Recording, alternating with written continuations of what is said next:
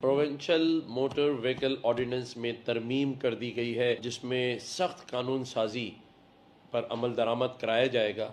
ये वो बिल है जिसमें हैवी जो ट्राले चलते हैं, हैवी जो ट्रैफिक है, उस पर सख्त कानून लागू हो ताकि आइंदा कोई मोटरसाइकिल मोटर बाइक वाला कुचल ना दिया जाए। आज इस कानून पे दस्तखत कर रहे हैं जिसमें उनके लाइसेंस पे सख्त शराइत डाल दी गई हैं कि अब हैवी जो ट्राले हैं उसका लाइसेंस इतनी आसानी से नहीं मिलेगा।